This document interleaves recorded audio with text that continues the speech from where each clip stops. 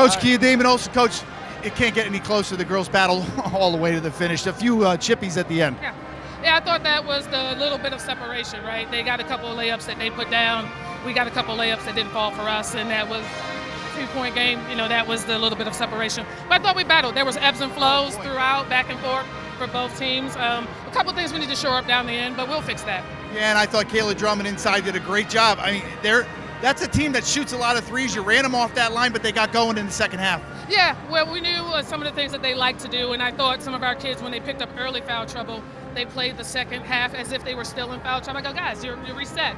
Play good D. And I thought once we tightened up a little bit, that was a little bit better. But I thought we gave them too many direct line drives. Yeah, you came off two good wins. And now, again, it's hard to swallow this one, but you got your team right where you need to be coming down the stretch. Oh, absolutely. I mean, it's going to be a dogfight for every team all the way throughout. One win or one loss will separate a lot of things. So you can't lose your mind over one game. You just got to take the lessons from it, regroup, and make sure you're prepared to play the game that's in front of you. Some big ones coming up. Thanks, appreciate it. No problem. Let's bring in our Coca-Cola player of the game, Haley Smith. Haley, I saw you leave the game there with a minute and a half left right there. You had a fantastic game, 13.7 rebounds, 3 steals. I mean, this one could have went either way.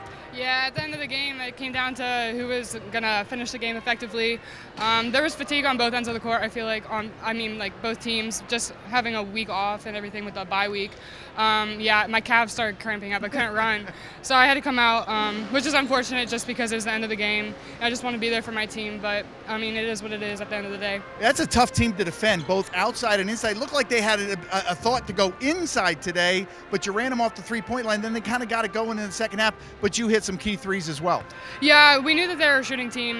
They're Lehigh. Everyone can shoot on their team. So we were preparing for that. They're definitely a lot different than all other teams in the league, and they all are 5 out. And so we had to, adjust to that defensively. Stemmer hit some key threes, and it hurt us down the line. But we just got to use this as fuel for the next games. We know what Coach Damon Olsen's message is. What is your message maybe when you get in that locker room today?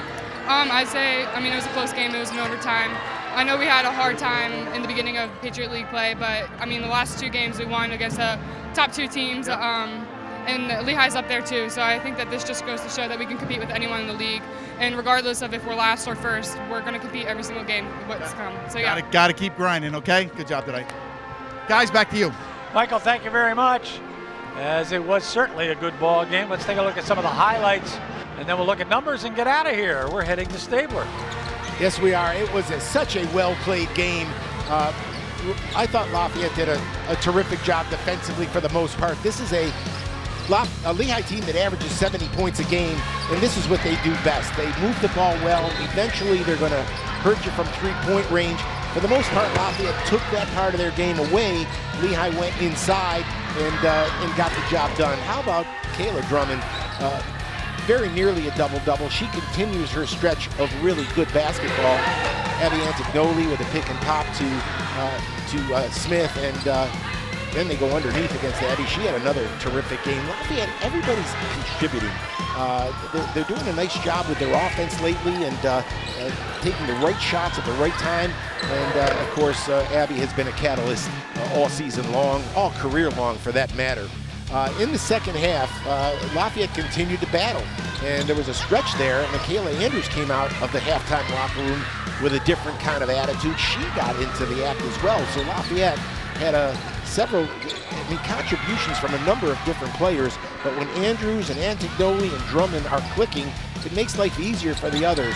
And, oh, by the way, Ella Stemmen, I'm telling you, this young lady, you pointed it out, her release is absolutely flawless, and you can't lose sight of her. That wasn't terrible defense. That was just good ball movement. She respotted on the perimeter and knocked it down. This was huge by Kay Donahue, and at this point, it was just toe-to-toe, seemingly like 2 heavyweight fighters going at it. Abby with a step back right there, and every shot got an appropriate reaction from the crowd that gathered here today, and it was such an exciting game. I thought this was the key play.